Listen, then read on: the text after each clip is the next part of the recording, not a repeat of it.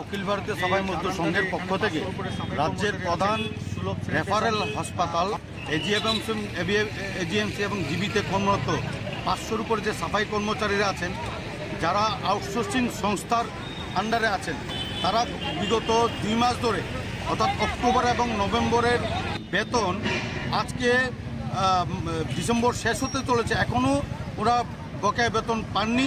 সেই বকেয়া বেতনের দাবিতে আমরা গতকালকে এমএসএর নিকট আমরা লিখিত কমপ্লেন জানিয়েছি সংগঠনের পক্ষ থেকে।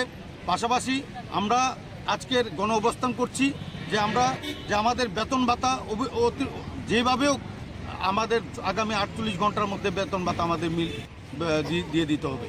পাশাপাশি যে আউটসোর্সিং সংস্থা একটা ক্যান্সারের মতো একটা ব্যাধি, সেই ব্যাধি থেকে আমাদের মুক্ত করতে আমরা মাননীয় মুখ্যমন্ত্রীর কাছে আমরা আবেদন জানাচ্ছি। আপনারা কর্তৃপক্ষের সাথে কথা বলছেন? আমরা অলরেডি এই বিষয়ে আমরা কর্তৃপক্ষের সাথে কথা বলেছি। ওনারা আমাদের কিছু আশ্বস্ত করতে পারছেন না। কোথাও বোঝা যাচ্ছে যে আগামী জানুয়ারি মাসে হয়তো বা 1 মাসের বেতন দিতে পারেন, কিন্তু এটা আমরা একদম মানব না। মান্থলি ওয়েজেস অ্যাক্ট 1936-এর সেকশন 21-এর সাবসেকশন 4 অনুযায়ী আমাদের প্রতি মাসে 10 তারিখের মধ্যে আমাদের বেতন ভাতা মিটিয়ে দিতে হবে।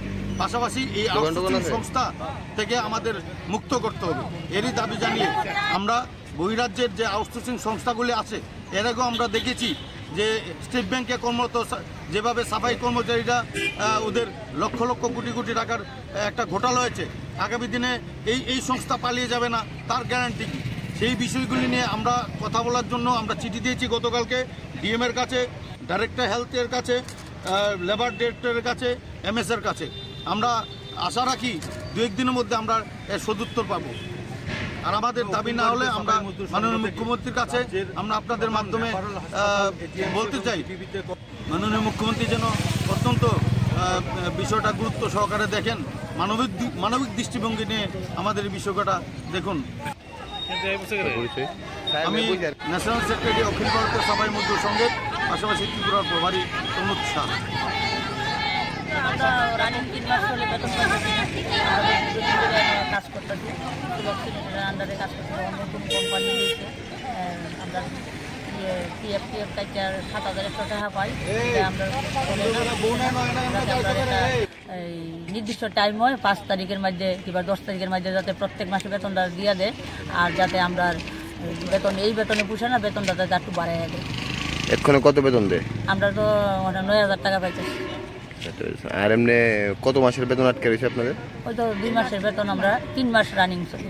3 মাসের শেষ হওয়ার পরে যারা কোম্পানিকে জিজ্ঞাসা করছেন না? তো জিজ্ঞাসা করছি, মালিক কইতেছে বিল পাইছি না, বিল না পাইলে কইতে দিব। কোম্পানির জিজ্ঞাসা করছি, প্লাস এখানে আরমুজে জিবি তাইনে চালায়, তাইনেরও জিজ্ঞাসা করছি। তাইনে কইতেছে এরকম তো কোনো কথা আসিল না, কাজ লগানোর সময় তো কইছেন প্রত্যেক মাসে দিবেন, ওখান কেটে দেন না।